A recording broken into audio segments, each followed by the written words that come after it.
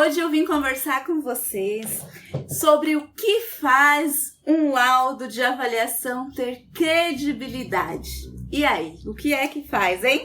Vou passar alguns tópicos aqui com vocês para que vocês anotem e lembrem-se sempre disso. Independente de você trabalhar no setor, na parte particular, no judicial, em bancos, né? Que você possa prestar atenção sempre, tá? O primeiro tópico é clareza. É algo mais subjetivo, né? Não é uma receitinha de bolo. Mas a clareza, ela é importante, independente do setor, porque você é a parte técnica. Você é a parte que está escrevendo tecnicamente, se respaldando na norma de avaliações, parte 1, parte 2, e todos os documentos do imóvel avaliando. Mas você precisa pensar que você retém esse conhecimento, ou irá reter, e está colocando tudo aquilo ali, com base no material de apoio que você tem em mãos. Mas a outra parte, no caso dos bancos, por exemplo, a outra parte pode ser o construtor, que vai receber o laudo, pode ser um gerente ali do banco, que vai pegar o laudo na mão, pode ser o correspondente bancário, pode ser o proprietário mesmo, pode ser várias pessoas de várias profissões e não necessariamente e muito provavelmente não retém esse mesmo conhecimento técnico de avaliação. Muito provavelmente. Então, eles não vão saber os termos técnicos que nós costumamos usar na avaliação. Por isso, quando a gente faz um laudo para bancos, por exemplo, ele precisa ter sim a escrita técnica para passar ali a credibilidade, mas não necessariamente você precisa ter aquela linguagem rebuscada, erudita, para mostrar a autoridade. Não, muitas vezes é mais simples, tá? Muitas vezes, o que você precisa é colocar com clareza. O que eu sempre digo é o seguinte, tem alguns termos técnicos que não tem jeito, que você vai ter que citar, porque não dá para falar de outro jeito. E também são importantes para passar a credibilidade, que você retém aquele conhecimento. Mas eu, particularmente, sempre oriento, quando você trabalha com bancos, você ter um parágrafo, que é aquele parágrafo seu de proteção, tá? Que é um parágrafo onde você vai colocar ali qual é a tua responsabilidade no teu trabalho e qual não é a tua responsabilidade naquele trabalho. E que toda aquela avaliação está sendo feita com base no verificado, no local, no ato da vistoria, naquele momento, naquele período, tá? Porque vai mudando com o passar do tempo. Então, você fixa um parágrafo ali em cima já de proteção para você e, na sequência, você vai fazer apontamentos. E esses apontamentos são constatações sobre o que você viu naquele imóvel, sobre documentos que estão faltando e sobre a própria avaliação. Justificativa sobre o valor, qual intervalo usou, como é que foi. Isso tudo vai encorpar ali o seu laudo de avaliação, mesmo se ele for simplificado padrão banco, tá? Então, isso passa credibilidade, só que se você está fazendo apontamentos do tipo, não foi apresentada a matrícula do imóvel atualizada, ou não foi apresentada a RT compatibilizada com tal, com os outros documentos, ou foi utilizado o valor mínimo do intervalo de confiança devido à ausência da variável oferta-venda e pelos dados amostrais serem somente de oferta. Um exemplo aqui, tá? Se você está citando isso, você precisa saber que a outra parte que está recebendo esse trabalho não sabe o que é mínimo do intervalo de confiança. Ok, mas isso é uma coisa técnica que você tem que colocar. Agora, se ela tem que apresentar a matrícula, RT, e não foi apresentado, isso tem que estar de um jeito muito claro para ela, porque tem proprietário que não por má vontade, mas é leigo, né? Não é a função deles, eles estão dependendo de outros profissionais. Então, eles muitas vezes não sabem nem o que é uma RT, e tá tudo bem, eles têm o responsável técnico deles para isso. É isso que a gente tem que ter em mente, nós não somos os responsáveis técnicos de um cliente que está construindo. Não, ele é nosso cliente indireto, né? Na verdade, ele é cliente do banco, da Caixa, do Banco do Brasil, do banco particular, enfim. privado, seja como for. Mas o importante é que, se você fez um apontamento com clareza no laudo de avaliação em banco, você tem que saber que esse laudo ele vai cair na mão ou do cliente, ou do construtor, ou da imobiliária, e eles precisam bater o olho e saber o que eles precisam arrumar caso você tenha reprovado.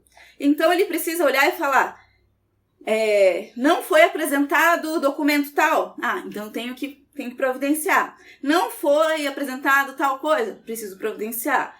Não, janela não consta regular de acordo com tal. Então eu preciso arrumar. Então ele tem que entender o que você escreveu. E mesmo assim, com a minha experiência, gente, mesmo assim, é muito comum não entender, né? E isso é natural, é o que eu sempre digo, é por falta de informação lá na outra ponta, né? Na parte de produção desses documentos, dessa montagem de pasta técnica e afins. E é muito duro para outra parte, seja imobiliária, seja construtora, é muito duro para outra parte, às vezes por uma falta de um documento, ter o seu imóvel negado. Mas é extremamente comum isso, pela falta de acesso às informações. Show?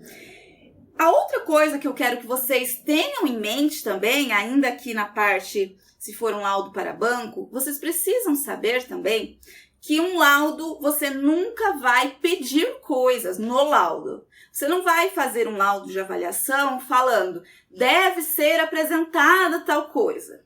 Você vai fazer um laudo com a constatação, com o apontamento. Não foi apresentada tal coisa. Não atendeu ao requisito mínimo tal. Não executou de forma regular com a norma tal. Então, um laudo, gravem isso, laudo de avaliação você aponta, tá? E pedir alguma coisa na fase ainda que você está elaborando o laudo. Gerar uma pendência, né? Para você gerar uma pendência, tá faltando um documento. Vou gerar uma pendência para eles atenderem, enviarem esse documento, tudo mais, dentro daquele período. Aí sim, você, numa petição, numa PET, você pode solicitar. Deve ser apresentado documento tal. Mas na hora que for no laudo, você não pode falar deve ser apresentado. O laudo ali é onde você está assinando falando que não foi apresentado, tá? Então, existe essa diferença. Eu já vi laudo de avaliação falando como se estivesse dando uma chance para a pessoa, mas não. A chance é antes de ir para a parte do laudo, tá? E quando você fala em judicial, também a clareza é muito importante. Por quê?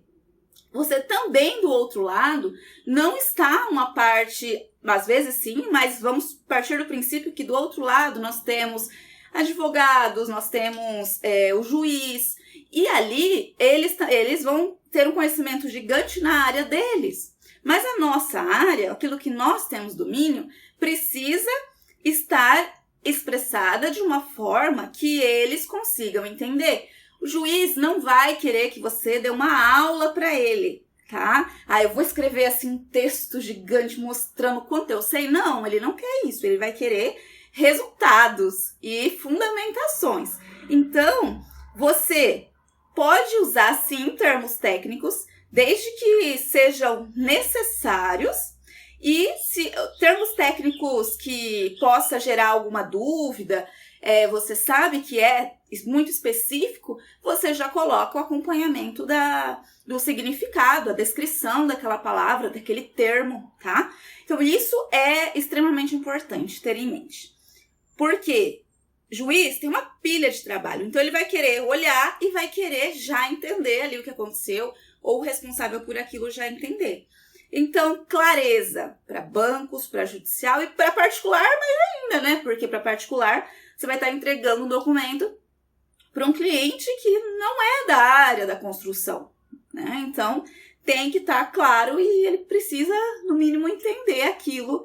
Vamos dizer assim, se você não estiver ali com ele e ele está entendendo o seu laudo, dá para alguém ler, assim, dá para alguém que mora aí com você ler e fala, você entenderia? Se você não sendo da área, você entende?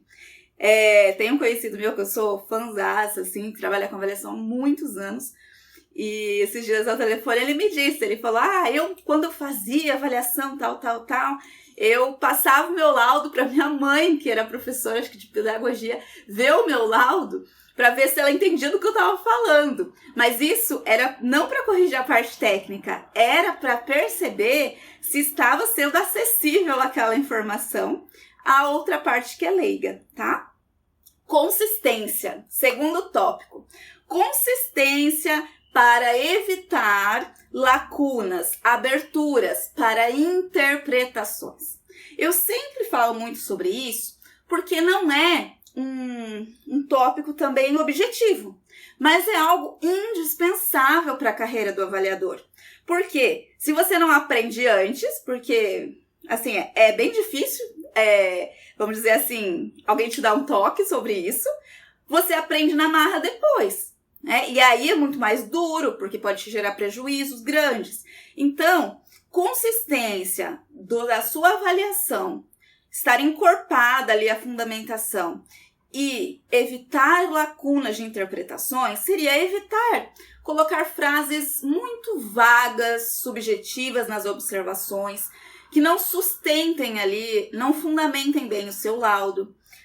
E possa gerar às vezes uma palavra mal colocada pode gerar alguma interpretação errônea e prejudicar o seu caso. Então, essas lacunas, como então, Viviane, que eu sempre vou tratar essas lacunas?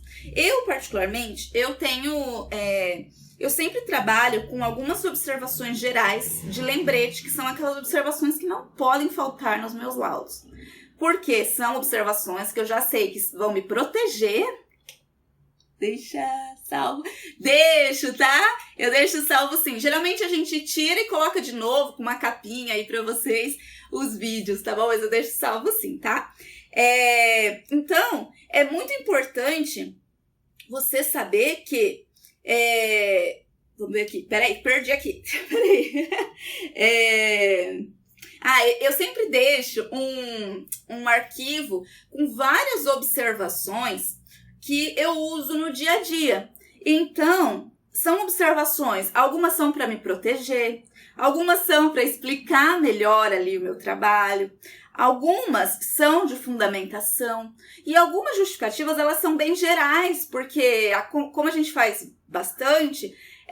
acontece muitas vezes. Então, por exemplo, motivos de negação, justificativas de valor mínimo, de valor médio, essas coisas que são bem frequentes, eu já deixo num arquivo onde depois eu vou, para agilizar o processo ali de elaboração do laudo, vou pegando esse trecho aqui é extremamente importante porque me protege, esse texto aqui é extremamente importante porque fundamenta, esse texto aqui é extremamente importante porque justifica o uso do valor mínimo, esse aqui porque explica por que eu não usei tal variável, né? Então, tudo tem que ser justificado.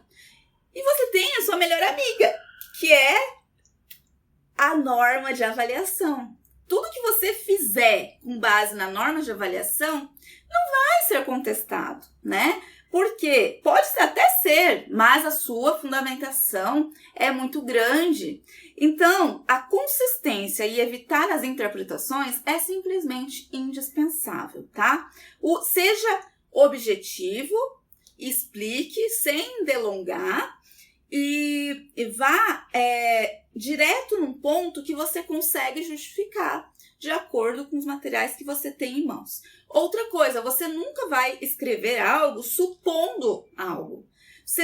Um laudo ele não é opinativo, não pode ser opinativo. Você precisa ser cinza, você precisa ser imparcial. Então, num laudo de avaliação, você vai estar apresentando, isso é a forma como aumenta mais a credibilidade, você vai estar apresentando um laudo de avaliação, vendo ele como uma prova técnica. Então, esse laudo você precisa encarar como sendo responsável por uma prova técnica, independente do setor. E é por isso que ele não pode ser flexível a interferências de algumas das partes.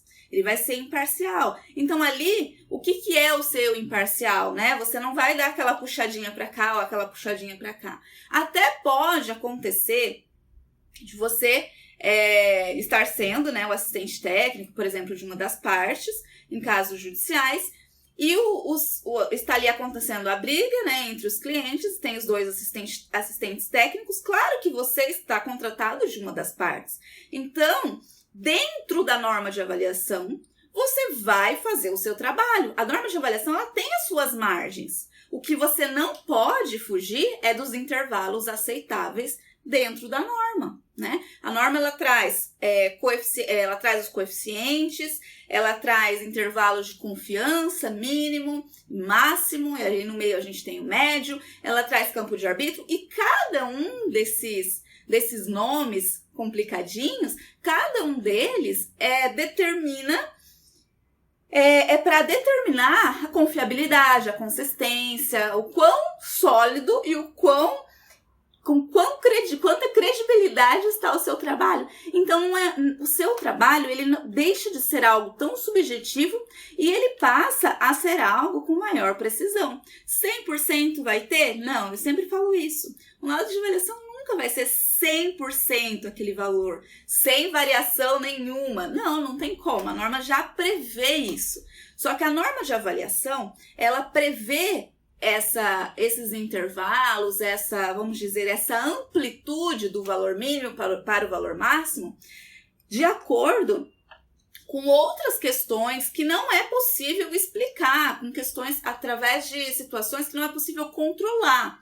Por exemplo, se houve algum erro na hora que te passaram alguma informação numa coleta de dados, se houve alguma alteração no mercado imobiliário no setor, na parte socioeconômica, de acordo com algo alheio à sua vontade. Então, coisas mais que não dá para mensurar. Essa é a margenzinha que a norma deixa para que não é 100% aquele valor. Mas o resto todo você precisa explicar através de variáveis, tá? Às vezes, você, quando está começando, vai pensar assim, mas esse imóvel aqui, o que valoriza ele é quarto, suíte, sacada, tal. Na hora que você for trabalhar e tratar aqueles dados de forma estatística, você vai perceber, não é que a suíte não está influenciando, supostamente, tá? Não é que a suíte não está influenciando tanto isso daqui?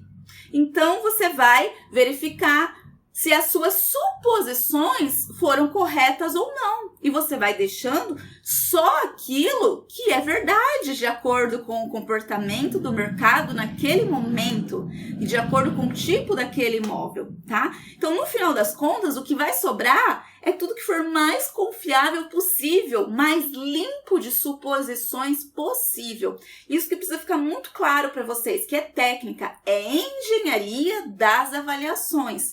Engenharia, aí é uma ciência onde precisa tudo ser muito comprovado e deixar o teu trabalho justinho para comprovar aí um valor de um bem. Vamos lá. Eu comentei isso para vocês, então um laudo nunca será para pedir documentos, solicitar e tal, deve ser apresentado. Os termos que você vai usar num laudo é sempre termos referentes a uma constatação. Você, como avaliador, você vai constatar, tá? Você vai dar a palavra do que acontece ali naquele momento, tá? Com base naqueles documentos que você tinha em mãos naquele momento também, tá? Porque às vezes acontece de você fazer um laudo de avaliação e depois passou tantos dias, você aparece lá os mais documentos para você. Não, aí você fez com base no que você tinha na mão naquela data e não depois, tá? Aí seria uma nova análise, tá bom? E vamos lá. Certo. Fiz mais algumas anotações aqui. Imparcialidade, eu já falei para vocês serem neutros. Encarar o trabalho como uma prova técnica. Evitar sentidos ambíguos também. Comentei com vocês. E assim, o laudo, para ele ter maior credibilidade, ele não vai poder carregar como eu disse, ele precisa ser imparcial, mas tem uma parte que ele acaba carregando um pouco, é uma linha muito tênue, mas ele acaba carregando o conhecimento também do avaliador, porque software não faz nada sozinho, né? Quem tá ali controlando o software, entendendo, analisando, esse dado tá funcionando, essa variável tá funcionando, essa não tá, é você, é o avaliador, né? Ou o futuro avaliador. Então, você acaba trazendo a sua bagagem técnica ali para sua análise. Como o software não faz nada sozinho, ele é uma ferramenta extremamente importante como parte do processo, sempre vou bater nessa tecla, mas você vai sentar e é todo o seu conhecimento que vai analisar se aquilo ali está expressando a verdade daquele mercado, se está fazendo sentido, você vai analisar se os gráficos estão de acordo com os coeficientes da norma, e é isso aí que precisa ir balanceando, precisa ir refinando para que o seu trabalho tenha uma alta confiabilidade lá no final. Dificilmente um trabalho que começa mal feito, ou começa sem muita preocupação, sem muitos critérios de avaliação, termina bem, tá? É mais difícil começar de novo do que você ajustar lá na frente. Então, cada partezinha do processo vai influenciar diretamente na confiabilidade e, consequentemente, na credibilidade do seu laudo. Show? Então, como eu disse, o conhecimento técnico do engenheiro avaliador, ele vai vir para o laudo. Ele vai vir na hora de analisar, tá? O que ele não pode vir é de forma opinativa, genérica, tá? Ele vai vir em que sentido? Dá um exemplo, Viviane.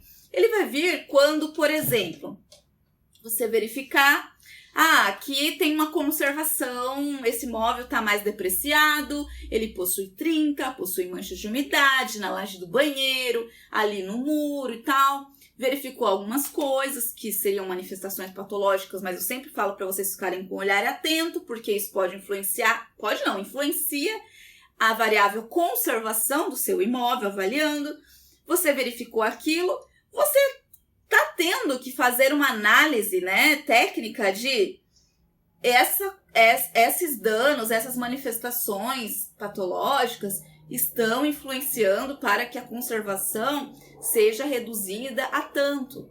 Então aí, o software faria isso sozinho? Não, né? Aí entra o seu conhecimento. Então, esse tipo de conhecimento técnico, sim, vai entrar. O que não vai entrar é, eu queria ver o que você consegue fazer nesse valor para mim. Não, porque daí não precisaria nem a gente existir, né? Não é esse nosso trabalho. Isso a gente tem que deixar muito claro aos quatro ventos. Não é esse nosso trabalho. Avaliador não dá jeitinho, avaliador não vai tentar fazer alguma coisa com o valor para cima ou para baixo. O avaliador vai encontrar o valor real de mercado. Quando a pessoa já vem, quando você vai fazer a vistoria, ela já vem pedir, vê o que você consegue fazer, por favor, nessa avaliação aqui pra mim, eu já fico com um olho desse tamanho, é pior pra pessoa, porque eu já fico com um olho assim, isso não deve valer isso, sabe? Porque senão qual é a necessidade da pessoa ficar implorando pra mexer no valor, sabe? Sendo que você não vai fazer isso. Então, a gente precisa criar realmente avaliadores que carreguem isso em mente, tá? Os coeficientes da norma, como eu disse, são vários aliados seus para a credibilidade do seu trabalho. E o mais legal é que, quando você vai aprendendo a fazer o laudo de avaliação, você também já vai aprendendo como contestar o laudo de avaliação. E esse processo vale ouro, esse processo é extremamente importante. Por quê? Você vai, enquanto você está ali no seu período de treinamento, enquanto você está aprendendo, você vai fazendo e vai descobrindo algumas coisas que, se você não fizer, dá errado, certo? E ali você acaba criando uma bagagenzinha onde você vai poder usar lá na frente para entender. Se você for, por exemplo, ser assistente técnico e for elaborar quesitos, né, para outra parte, você vai, perguntas para outra parte, contestações, você vai poder pegar naquilo que você já sabe, que se a pessoa não tem um conhecimento bom, ela deixou passar, né? Então, enquanto você aprende a fazer um laudo, você aprende também como contestar um laudo. É inevitável. Claro que você, às vezes, não aprende o 100%, mas uma boa parte você aprende sim, tá? Se você já tentou em algum momento, né, fazer um laudo de avaliação sozinho e tal, você deve ter se deparado com várias dificuldades, que é muito comum essas muitas dificuldades, porque são muitos critérios, né, muitos critérios escritos de forma difícil. Então, você deve ter percebido que em alguns momentos, opa, eu fiz isso aqui errado, opa, eu fiz isso aqui errado e tal. Enquanto tá no papel, enquanto você tá estudando, enquanto você tá treinando, tudo bem. Agora, o material que você tem que mandar para banco, o material que você tem que mandar para um cliente real, não pode errar, não é a hora mais de errar. A hora de errar na hora que tá treinando, né? Depois, acarreta prejuízos para sua carreira muito grande. Então, naquele momento em que você tá ali estudando, e você fala, putz, vou fazer de novo essa parte aqui porque não ficou tão legal. Não encare como algo ruim, porque isso aí é o que vai te permitir depois contestar alguém que você perceba que tá fazendo não muito legal, entendeu? E a outra coisa que eu sempre falo também é o seguinte: você precisa aprender a se defender do jeito certo antes de estar atuando no mercado. Porque depois, isso você já vai ter que entrar sabendo. Não tem muita essa oportunidade depois de aprender, entende? Você até tem, mas está se colocando em risco. Então, por que eu digo isso? Porque isso no judicial gera perda de causa, e no particular não dá, né? No particular não dá. E nos bancos, o que pouca gente sabe é que quando você trabalha em instituições bancárias, você, como avaliador, está exposto a controle de qualidade. A avaliação tem controle de qualidade. E os editais dos bancos sempre prevêem controle de qualidade. Quando eles colocam que qualquer peça técnica está sujeita a alguma solicitação, ou monitoramento, ou revisionamento, o que é isso? Quando você começa a trabalhar para o banco, você já assina um contrato, que a qualquer momento que ele te pedir um trabalho para revisar, do começo ao final, você tem que apresentar tudo, tá? Então, eles revisam todos? Não, mas quando revisa, de vez em quando vem um revisionamento. É extremamente normal isso para quem trabalha com banco. Então, não dá para entrar meia boca, assim, sabe? Vou tentar aqui, sabe? Porque quando te solicita revisionamentos, você envia o seu trabalho e ele vai ser analisado, vai ser feito um controle de qualidade, tá? Tá atendendo tudo certinho? Beleza, entende? Eu vejo da seguinte forma: revisionamentos e monitoramentos geralmente são naqueles casos mais atípicos, casos não muito convencionais, casos em que são avaliações acima de 1 milhão. Mas você, mesmo sendo novo dentro de um banco, você vai receber essas avaliações. Só que lembre, avaliação acima de 1 milhão não quer dizer que você vai ganhar mais, tá? Avaliação dentro de um banco, para você avaliar uma casa acima de 1 milhão e avaliar uma casa de 140 mil, você ganha a mesma coisa, tá? A diferença é que acima de 1 milhão você vai ter mais trabalho, sim, pela quantidade de dados amostrais disponíveis para você desenvolver o seu trabalho. E geralmente ele é olhado mais de perto ali por todas as partes superiores. Então, quando você recebe um monitoramento, eu vejo, sabe como? Eu vejo como a oportunidade de você ser visto. Você vai sempre, em algum momento, vai ter, seja 2 monitoramentos por ano, seja 5, seja 10, seja 1, sabe? Algum monitoramento você vai ter. Se quando você for solicitado, é a oportunidade. Se você faz um bom trabalho, não tem o que temer, porque é a oportunidade de você mostrar que você faz um trabalho bem feito e ser lembrado por isso. Quando você cai num revisionamento, você pode ser lembrado de 2 formas. Ou como aquela pessoa que fez uma cagada, como errou, ou como quem sabe muito bem do que está falando, né? Então, usem os revisionamentos quando vocês estiverem dentro para mostrar que você faz o seu trabalho certinho, né? E aí, quando fica muito mais, a sua imagem fica associada a um bom trabalho elaborado, tá? Vamos lá. E dentre os coeficientes, vocês precisam lembrar que nós temos alguns coeficientes que regem aí a sua amostra de forma que ela esteja o mais homogênea possível. O que é uma amostra homogênea? Uma amostra homogênea é quando você tem vários dados amostrais, coletou vários imóveis semelhantes ao seu imóvel avaliando, e eles não estão tão dispersos, né? Eles estão ali, juntinho, um grupo. Então, isso é uma amostra homogênea, também é um fator de credibilidade, tá? Porque você não coletou uma amostra dispersa que não faça sentido. Quanto mais próximo os dados amostrais do seu imóvel que você está avaliando, mais consistente o seu trabalho, né? Quanto mais buracos tiver na sua coleta, menos consistente o seu trabalho. E aí entra a credibilidade. Porque no final das contas isso vai gritar, né? Se você puser um gráfico ali todo disperso, com outliers, com uns amiguinhos querendo fugir da sua amostra, isso vai gerar, vai descredibilizar o seu trabalho. Então, assim, é proibido ter outlier? Não é proibido. Eu sempre falei isso. Não é proibido ter outlier, mas você precisa saber por que ele existe ali dentro da sua amostra, tá? Porque se a outra parte questionar, você vai ter como responder tranquilamente. Vai ser a hora que, como eu te disse, vai ser a hora que você vai aproveitar para mostrar, vai ter a oportunidade de mostrar o que você sabe que está fazendo, né? Nem sempre ser questionado é ruim, gente. Nem sempre ser questionado é ruim. Eu quero que vocês vejam que às vezes é a oportunidade de mostrar que você sabe trabalhar, tá?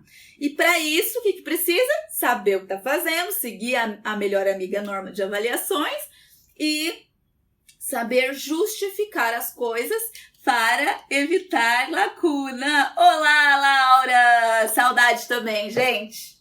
No finalzinho eu conto aqui uma coisa. Por que eu tô sumida?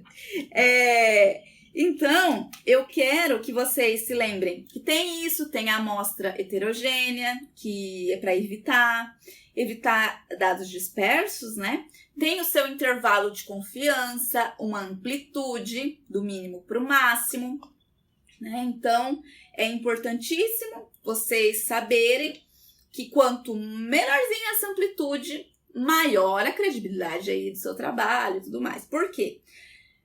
Essa amplitude é quando você diz assim, o imóvel vale de 150 mil, valor mínimo, a 158 mil, valor máximo.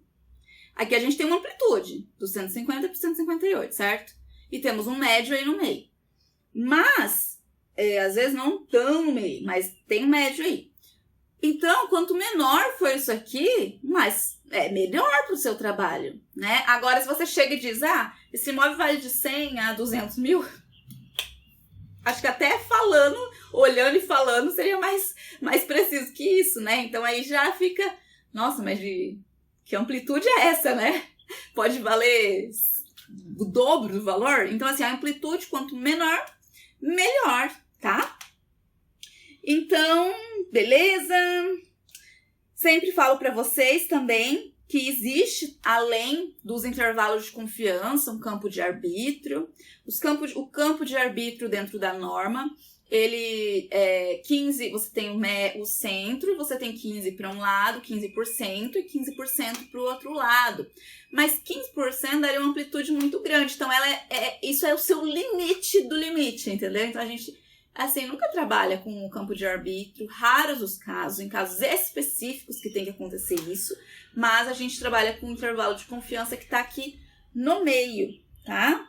Tá dentro do campo de arbítrio. Quando você também tem que saber o seguinte, que além, para a credibilidade do seu trabalho, tanto para você quanto para você olhar contestar o dos outros, é tipo dirigir, você tem que saber do seu e você tem que cuidar do outro, né? Porque se ele escorregar, você pegou. Então, é o seguinte, é importante você saber os métodos de avaliação e quando utilizar cada um deles. Porque tem casos que o método comparativo direto de dados do mercado, por inferência estatística, às vezes não dá, né? Às vezes tem que ser um evolutivo, um involutivo, depende. Então, saber quando usar cada método para você e para contestar o do outro, se necessário, para desenvolver a sua capacidade argumentativa é fundamental. Na verdade, isso é básico, tá? Tem que saber qual método usar para cada situação. Claro que, como eu sempre digo, 90% das vezes aí nos setores de maior absorção de avaliadores, você vai utilizar método comparativo direto de dados do mercado, por inferência estatística, e evolutivo, tá? Que é onde você vai avaliar, através do evolutivo, imóveis mais atípicos. O supermercado, um galpão lá que armazena tal coisa, ele é edificações diferentes, tá? Que você não conseguiria coletar dados amostrais parecidos naquela cidade, naquela região, certo? Então, isso seria muito importante, tá? Então, vamos recapitular aqui? Falei para vocês sobre clareza, que é muito importante para a credibilidade do seu trabalho. Se você sabe explicar de uma forma simples, é porque você sabe também. Clareza, consistência, evitar lacunas para interpretações que faça escorregar aí a confiabilidade do seu trabalho. O encaixe, o enquadramento de todos os coeficientes na norma de avaliação. Imparcialidade, saber justificar, homogeneidade da sua amostra, do seu trabalho, saber utilizar os métodos e quando utilizar. Enquanto aprende a fazer laudo, aprender a contestar, porque aí também você vai estar trabalhando com credibilidade. Intervalos de confiança, menor amplitude possível, tá? E uma relação adequada entre as variáveis do seu modelo estatístico, tá? Então, acho que isso aqui são coisas, algumas são mais objetivas, outras são mais subjetivas, mas são pontos muito importantes para vocês não escorregarem, tá? E tinha comentado aqui, né, porque que eu tava aí na semana, durante essa última uma semana e meia, foi uma semana e meia bem difícil, eu tava com uma cara desse tamanho, parecendo um ovo, né, então, até vi que minha físio entrou aqui, tava com a cara grande e com um deslocamento mandibular que eu tenho há uns 9 anos, 8 anos. Então, eu precisei ficar um pouco quietinha, o que pra mim é muito difícil. Mas já tô aqui, já tô fazendo live, tá tudo certo, tá, gente? Já tava com saudade também. Então, um beijo pra vocês, um beijo e até a próxima, que logo tem mais, viu?